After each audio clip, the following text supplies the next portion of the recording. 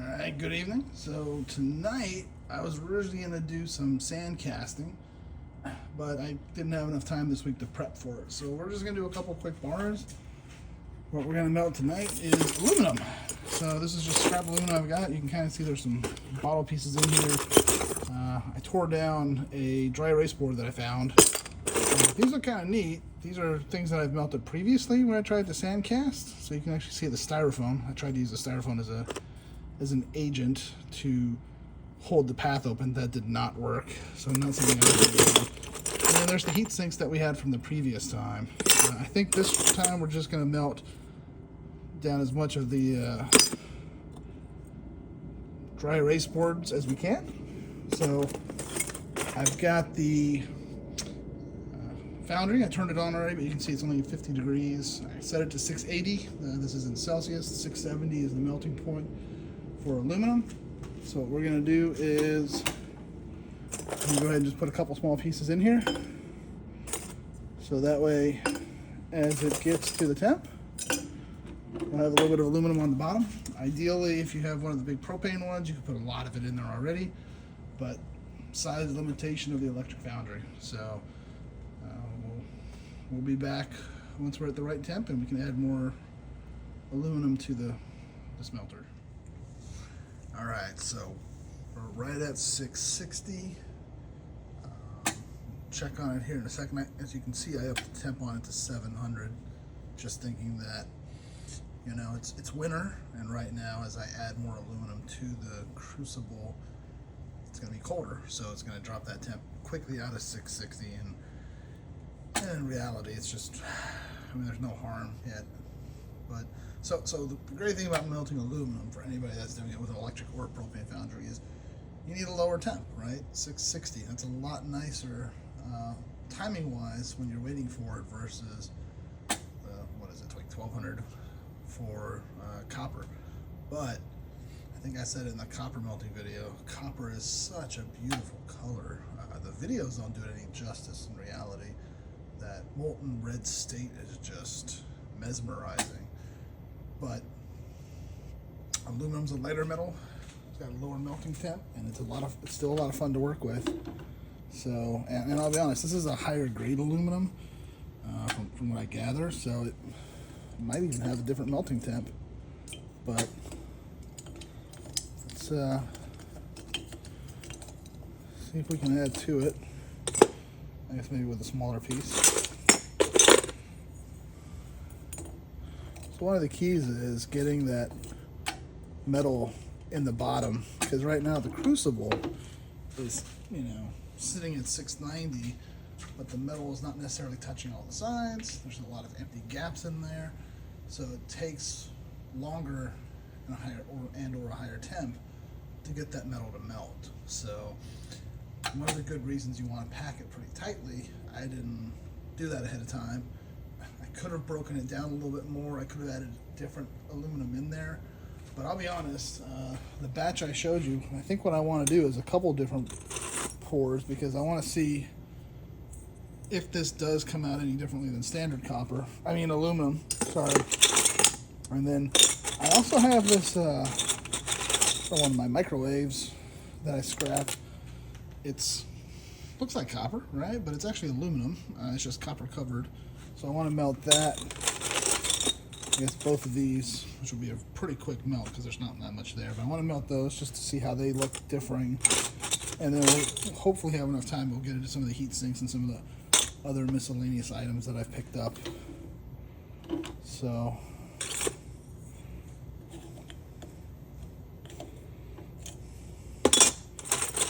smart person would be using gloves right now because, you know, aluminum can still transfer some heat. So luckily it's not. All right, we'll be back once we have a more molten state and we can start adding more aluminum in there.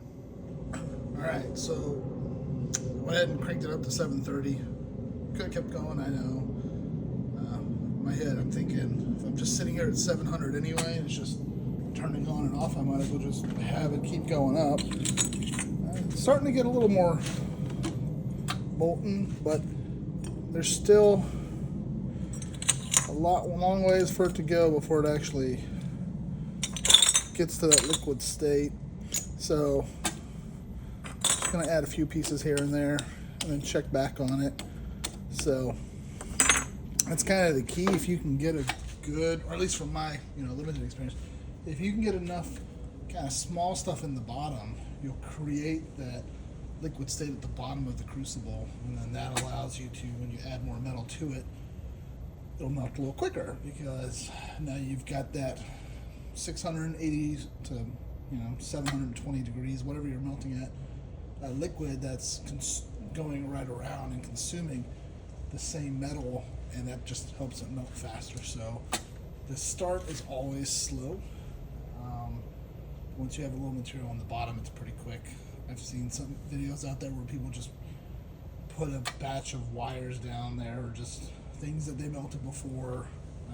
Sometimes it's the leftover dust or slag from previous melts they just put at the bottom, just in order, because that'll melt quicker.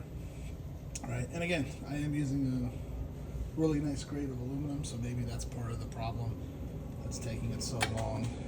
But either way, it is melting, and as it continues to melt, I can't put anything in there yet, but soon you can see it's going down. So while we wait, let me show you. I did talk about it in the last video, but I went ahead and bought the stone. It's a fire brick, if you will. The only real reason I bought that, I didn't have to, because the steel sheeting provides enough protection, which you can see right here.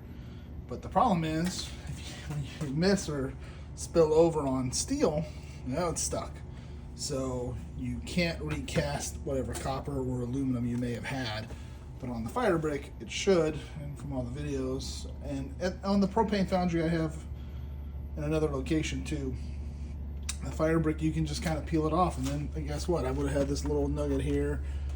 This probably might have been too big for the crucible still, but I could have folded it over or cut it in half and then put it on the bottom. And again, even with the copper, it's not a lot, but if you do this repeatedly, it adds up. So I went ahead and bought the fire brick just so that I can pour on here, and then hopefully I don't over pour, but it does give me the ability to go ahead and recover a little more easily should it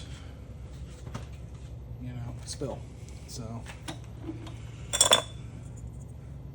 ideally here is where you would have a steel pole or something steel that you could use in order to push down and stir the metal with as well.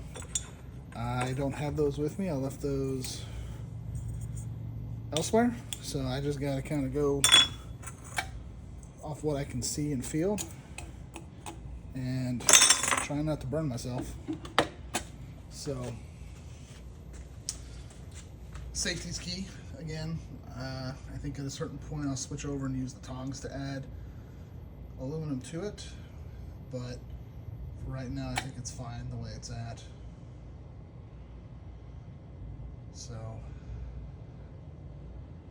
you can see I got, this is all that's left. After I get that in there, I'll come back and we can see the pour, and then we'll keep going after the pour with an additional metal batch. All right, thank you. All right, so there's one piece left to go in. I just put one in, so it's not ready to pour just yet. But on the same token, I can see it's red hot, so didn't want to talk a little bit about the other problem that I have with aluminum, and all metals have it in reality. It's slag, right? So none of this copper is pure aluminum. This isn't copper, sorry, it's late. None of this is pure aluminum, so there's impurities, dirt. You see the smoke coming up. I'm thinking that's just the black coating on there, but honestly, I don't know. I've never melted the black aluminum before, or black coated aluminum, I should say. So if you have a propane foundry, you can go to the dollar store and buy one of those big dollar spoons. That's steel. Take a magnet with you in the store. It's an easy way to check to make sure it's steel. That's what I use, what I've used before. But this, with the more narrow opening, isn't really great for using on using those steel spoons.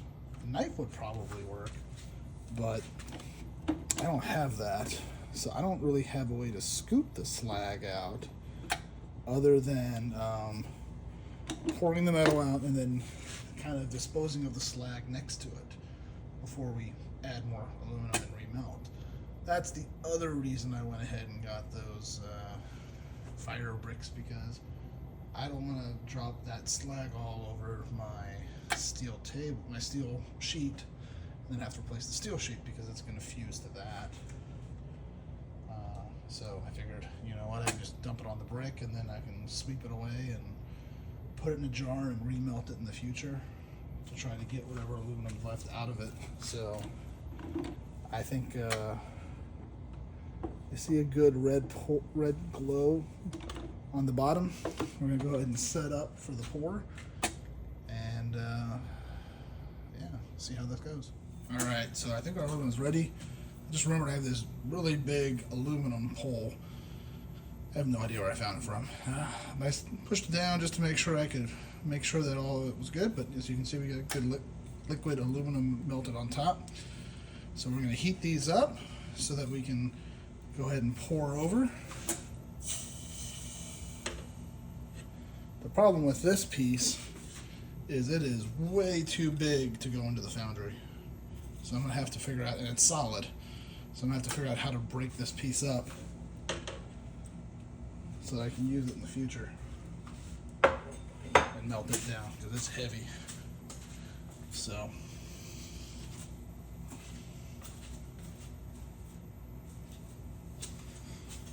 alright, first things first, get my glove ready.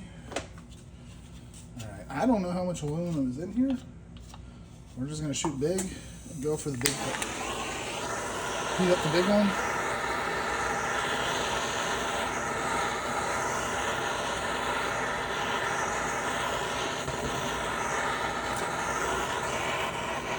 And the middle one. You know, I'm sure I don't heat these up long enough. That's probably why my bars don't look too great.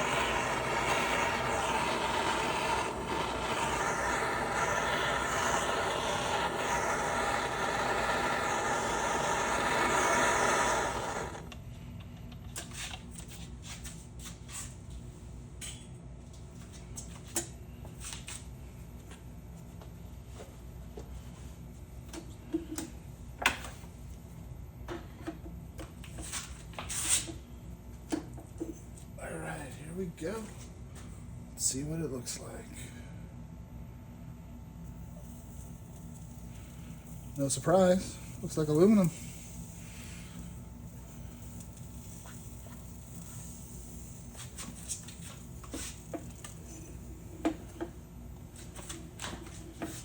Can't say I ever had it bubble up on me before.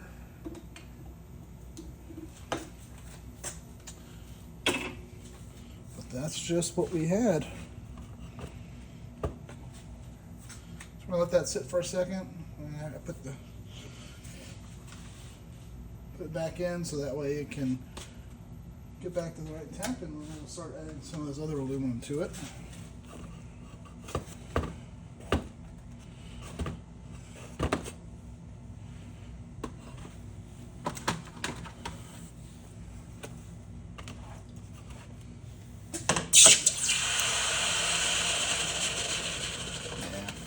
Sorry, I didn't get to include you in that. You know, I'll try to do it better for the next one. We'll dip it in the water afterwards. So let's reset and we'll get another batch going. All right, so I know I said I was going to do that wire next, but I think I'm going to go against that because that wire wasn't that much of it. But I'm kind of curious to see how it looks from the heat sink and the little wiring I have. Just melt that down first.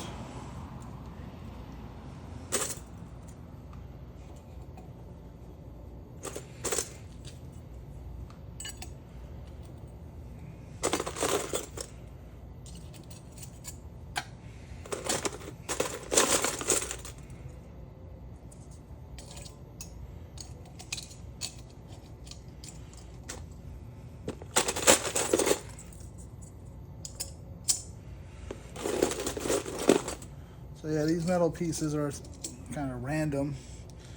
Got them from a number of different spots around the house. Some of them, most of it's from the microwave over the top that died on us, but some of it is from I think a TV set. So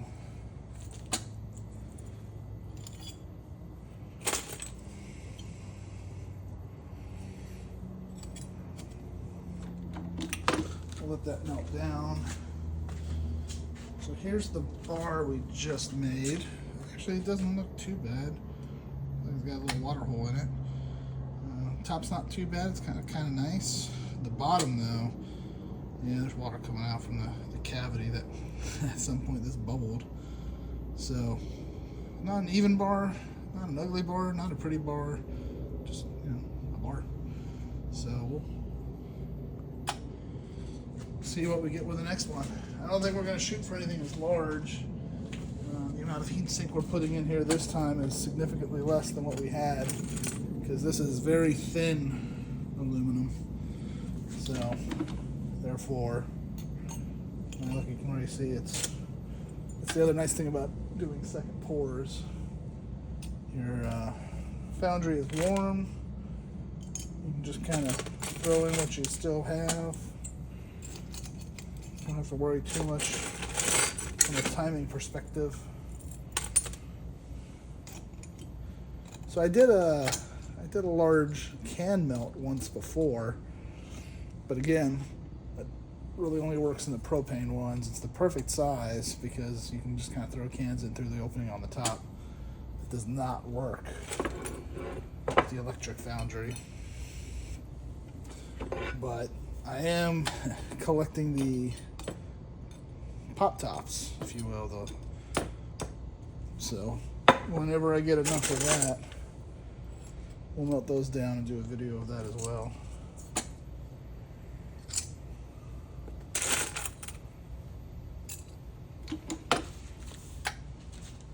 Alright, I'm not gonna, I'll cycle down and come back when we got all this in the crucible and ready to pour. So alright, so I got it all in there. It's not very full, which is kind of what I was expecting, but I thought before I poured it, I do have one more piece of aluminum. It's pretty long, pretty thin, so there should be more than enough room for it in there. And I thought, hey, it might be kind of fun to just watch it slide on down.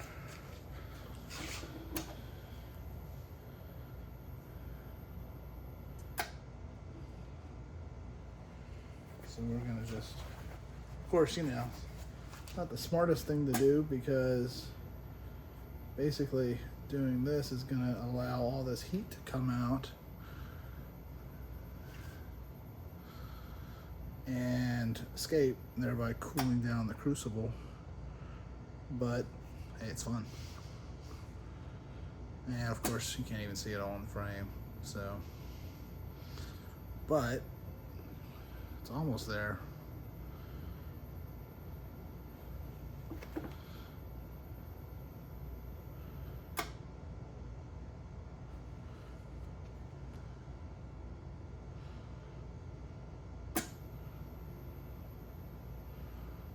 Temperature's holding pretty good.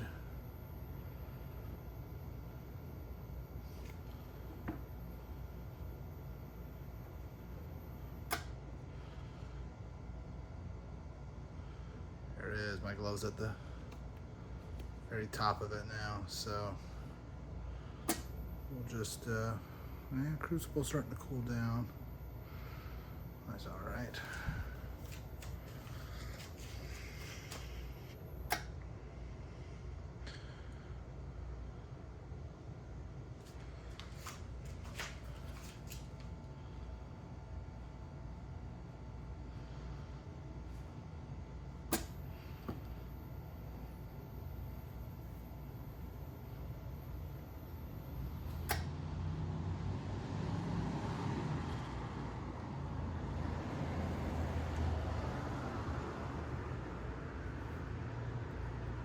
There it goes.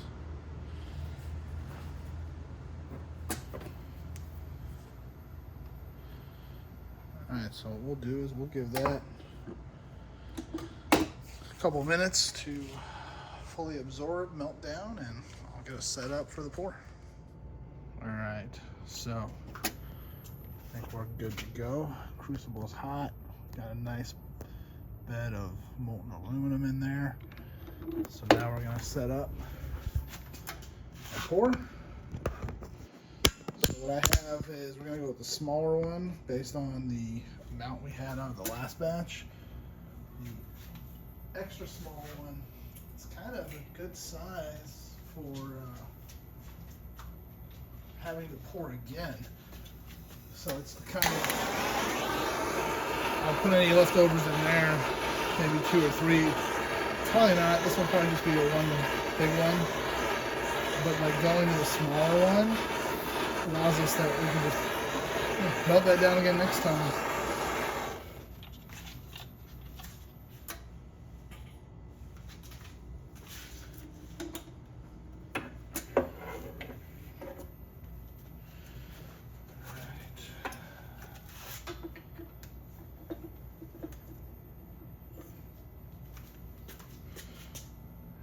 Go.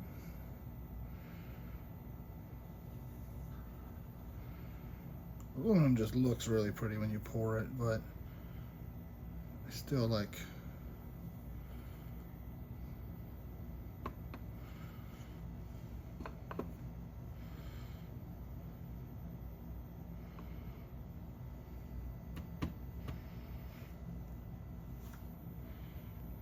I still see there's some in there. That might be the slag. So what I'll do is I'll just put it back in, give it a little bit, and then we can see if it's something worth keeping or not.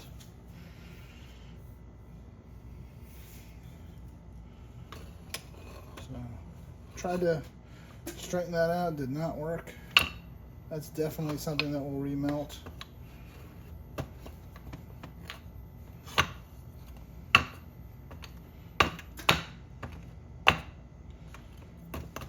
Oh, that's interesting. So that's one of the other reasons you want to preheat.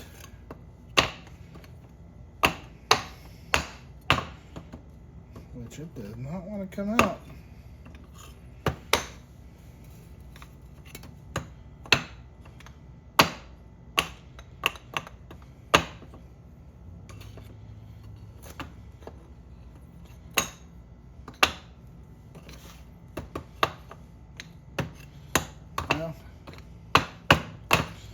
Not enough aluminum left over to go in there. I'll have to figure something out afterwards. I mean, that's a cute little nugget, if you will. If it were silver, that'd be really nice.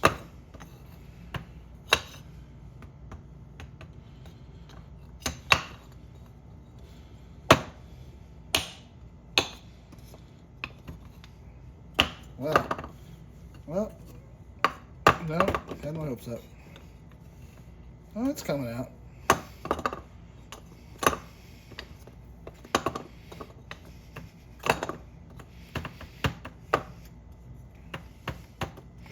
Almost looks like a muffin, like a loaf of banana bread coming out of here.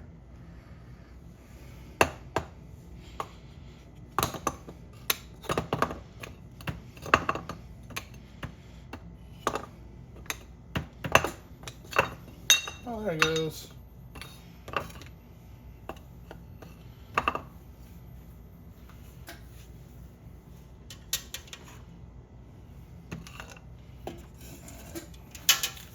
See what we get on this.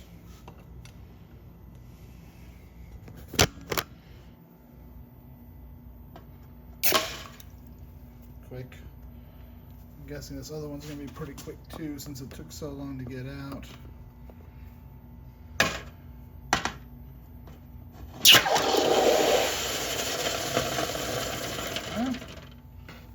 Getting some good heat.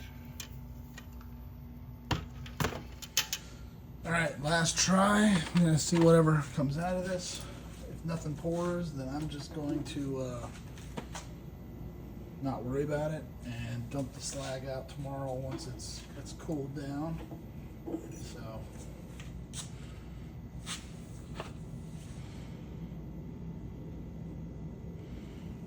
oh yeah, look at that.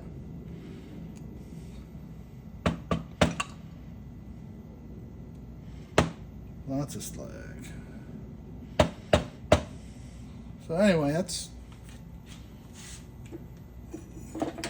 not ideal, but it happens. And that's all aluminum that I'll be able to get off of here and melt down again. So in the propane foundries, you'd be able to get this off. You'd be scooping it out, if you will, from the top before you even pour, but not the case here. And I'll do that offline. So anyway, I guess that's the video for tonight. I wanted to be able to polish these and lay them down for you, but there's not enough time.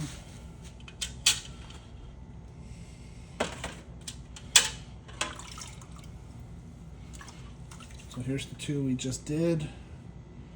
That bar looks pretty nice. It came out good. There's some bottom part where I could have probably heated it better, maybe added some anti-adhesives down there. If it were warmer, it would have had a better stick. And you know, on second thought, I think even this little nugget here, it's kind of nice.